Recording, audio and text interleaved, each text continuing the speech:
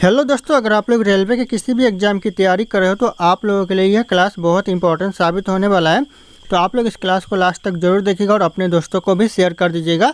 तो चलिए वीडियो को शुरू करते हैं। इस वीडियो का पहला क्वेश्चन आ रहा है, भारत की पहली महिला प्रधानमंत्री कौन थी? जो भारत में जो पहली महिला प्रधानमंत्री थी कौन थी दोस्तों? तो हो जाएगा Indira Gandhi. Option B correct answer. ध्यान रखिएगा, पहली महिला प्रधानमंत्री थी भारत की। अगला क्वेश्चन है, जैन धर्म में कुल कितने तीर्थकर हुए थे? जो जैन धर्म में तीर्थकर हुए थे कुल कितने? तो हो जाएगा कुल मिलाकर 24 तीर्थकर हुए थे। तो ऑप्शन यहाँ पे ये 24 यानी 24 करेक्ट आंसर हो जाएगा। अगला क्वेश्चन आ रहा है, पंचशील समझौता किन दो देशों के बीच हुआ था? कौन से दो देशों के बीच दोस्तों पंचशील समझौता हुआ था? तो हो जाएगा करेक्ट आंसर भारत और चीन के बीच हुआ था। ऑप्शन यहाँ पे डी करेक्ट आंसर हो जाएगा, भारत और चीन। ध्यान रखना आप लोग। अगला क्वेश्चन है, लीपू लेख दर्रा भारत के किस राज्य में स्थित है? जो लीपू लेख दर्रा है यह भारत के करेक्ट आंसर हो जाएगा उत्तराखंड। ध्यान रखिएगा, ऑप्शन ए करेक्ट आंसर हो जाएगा। अगला क्वेश्चन आ रहा है, महाभारत की रचना किस काल में हुआ था? महाभारत की जो रचना हुआ था यह हुआ था शुंग काल में। ऑप्शन सी शुंग काल करेक्ट आंसर हो जाएगा। ध्यान रखिएगा, क्वेश्चन इंपॉर्टेंट है, कई बार एग्जाम में पूछा गया है।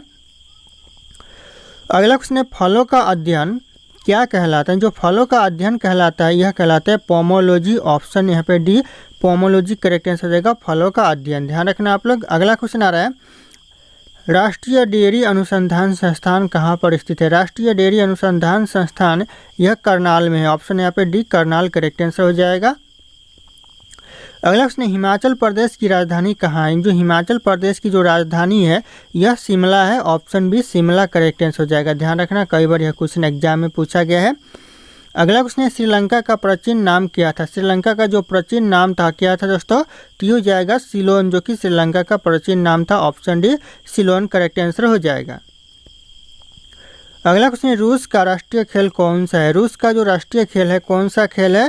तो हो जाएगा शतरंज, जो कि रूस का राष्ट्रीय खेल है। ऑप्शन डी शतरंज करेक्ट आंसर हो जाएगा, रूस का राष्ट्रीय खेल। अगला क्वेश्चन आ रहा है, आईसीआईसीआई बैंक की स्थापना कब हुई थी? जो आईसीआईसीआई बैंक की स्थापना हुई थी 1994 में हुआ था। ऑप्शन यहाँ पे बी 1994 करेक्ट आंसर। दोस्तों, ये मेरा टेलीग्राम चैनल है जिसपे मैं रोज एक से बढ़कर एक क्विज शेयर करता हूं जो कि आपके एग्जाम में 4 चांद लगा सकता है। तो आप लोग इस टेलीग्राम चैनल को ज्वाइन कर लीजिएगा दोस्तों। और ये मेरा इंस्टाग्राम चैनल है, अगर आपके पास कोई डाउट है मुझसे पूछना चाहते हैं तो आप लोग मुझे इंस्टाग्राम पे फॉलो करके मैसेज कर सकते हैं, अपना डाउट पूछ सकते हैं। इंस्टाग्राम और टेलीग्राम का लिंक वीडियो के डिस्क्रिप्शन में आप लोगों को मिल जाएगा, डायरेक्ट वहां से फॉलो कर लीजिएगा। अगला क्वेश्चन आ रहा है, गन्ना का प्राचीन नाम क्या है? गन्ना का जो प्राचीन नाम है दोस्तों क्या है? तो हो जाएगा ईसु। ऑप्शन ए करेक्ट आंसर हो जाएगा, गन्ना का प्राचीन नाम।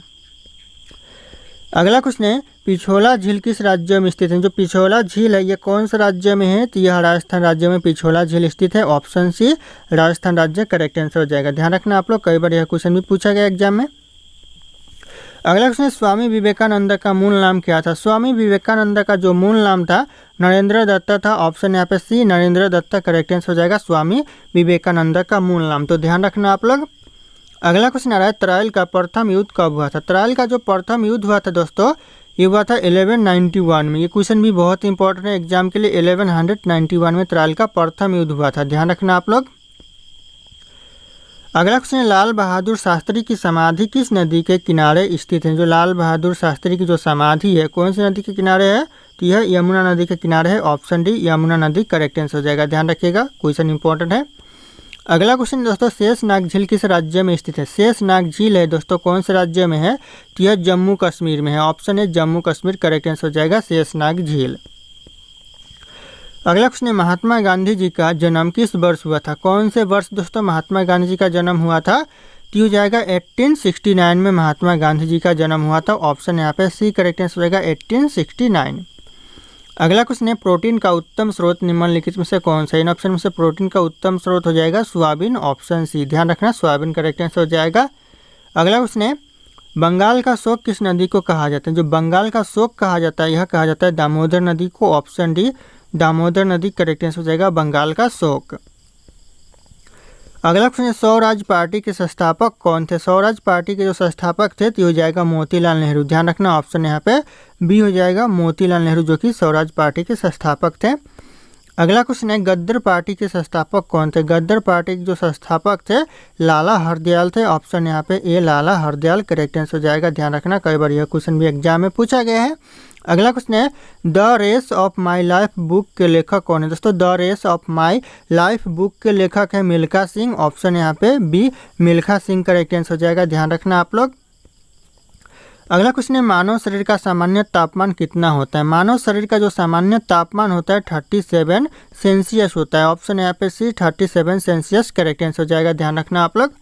अगला क्वेश्चन है, शिक्षा का अधिकार किस अनुच्छेद में है? यानी जो शिक्षा का अधिकार है कौन से अनुच्छेद में है? तो जाएगा अनुच्छेद 21A में, यानी जो आर्टिकल 21A में शिक्षा का अधिकार दिया गया। तो ध्यान रखिएगा आप लोग। अगला क्वेश्चन है, किस आयोग ने भारतीय रिजर्व बैंक की स्थापना की सिफारिश की थी? कौन से आयोग ने दोस्तों? तो ये करेक्ट आंसर हो जाएगा हिल्टन यंग आयोग ने दोस्तों भारतीय रिजर्व बैंक की स्थापना की सिफारिश की थी। तो ध्यान रखिएगा, क्वेश्चन इंपॉर्टेंट हो सकता है एग्जाम के लिए। अगला क्वेश्चन है, विग्स ऑफ फायर पुस्तक के लेखक कौन है? दोस्तों विग्स ऑफ फायर पुस्तक के लेखक हो जाएगा अब्दुल कलाम। ऑप्शन यहाँ पे भी अब्दुल कलाम करेक्ट आंसर हो जाएगा। ध्यान रखना आप लोग। अगला क्वेश्चन है, अर्थशास्त्र के लेखक कौन थे? जो अर्थशास्त्र के लेखक थे कौन थे दोस्तों? तो जाएगा चाणक्य। ऑप्शन यहाँ पे सी चाणक्य करेक्ट आंसर हो जाएगा अर्थशास्त्र के लेखक।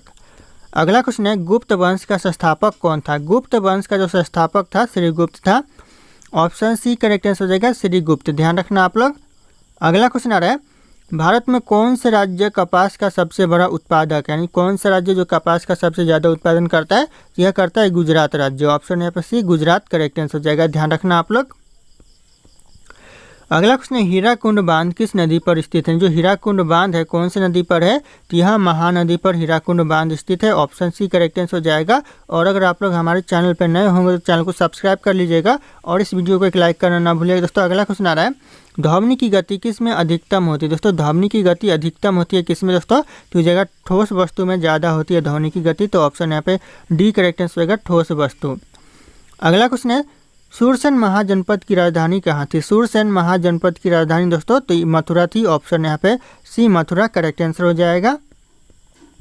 अगला क्वेश्चन है, शेषनाग झील किस राज्य में स्थित है? शेषनाग झील जम्मू कश्मीर में है। ऑप्शन है जम्मू कश्मीर करेक्ट आंसर हो जाएगा। अगला क्वेश्चन आ रहा है, गुजरात की जीवन रेखा किस नदी को कहा जाता है? गुजरात की जीवन रेखा कहा जाता है नर्मदा नदी को। ऑप्शन है नर्मदा नदी करेक्ट आंसर हो जाएगा गुजरात की जीवन रेखा। ध्यान रखिएगा आप लोग।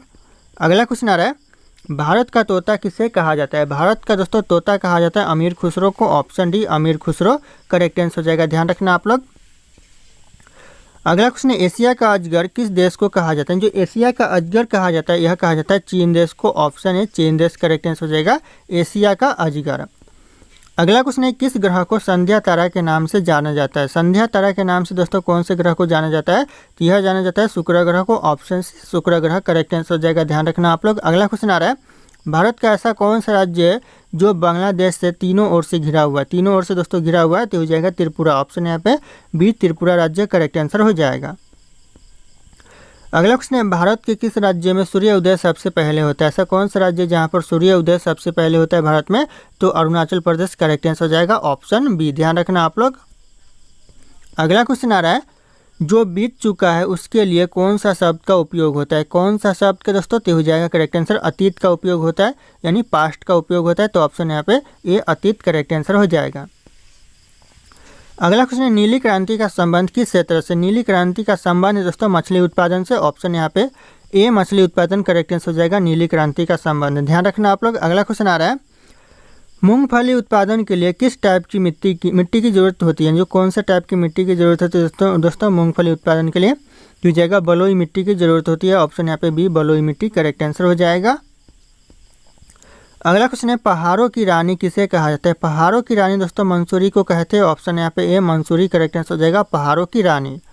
अगला क्वेश्चन है दोस्तों, भारत के संविधान में कितनी अनुसूचियाँ है? भारत के संविधान में दोस्तों कुल अनुसूचियाँ 12 है। तो ऑप्शन यहाँ पे सी 12 करेक्ट आंसर हो जाएगा। और अगर आप लोगों को कोई क्वेश्चन समझ ना आए तो हमें कमेंट करके पूछ सकते हैं। अगला क्वेश्चन आ रहा है, मैक-मोहन रेखा किस देश के बीच स्थित है? जो मैक-मोहन रेखा है कौन से देश के बीच में दोस्तों? तो यह भारत और चीन देश के बीच में मैक-मोहन रेखा स्थित है। ऑप्शन यहाँ पे बी करेक्ट आंसर हो जाएगा।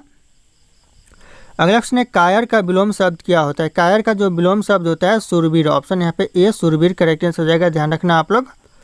अगला क्वेश्चन आ रहा है, निम्नलिखित नदी यानी नकदी फसल कौन सा है? इन ऑप्शन में से जो नकदी फसल है कौन सा फसल है दोस्तों? तो जगह गन्ना नकदी फसल है, तो ऑप्शन यहाँ पे ए करेक्ट आंसर हो जाएगा गन्ना। अगला क्वेश्चन है दोस्तों, भारतीय जीवन बीमा निगम की स्थापना कब हुई थी? भारतीय जीवन बीमा निगम की जो स्थापना हुई थी, इस क्वेश्चन का सही उत्तर आप लोगों को कमेंट करके बताना है। ऑप्शन यहाँ पे सारे के सारे शो करें। फिर मिलते हैं अगले क्लास में।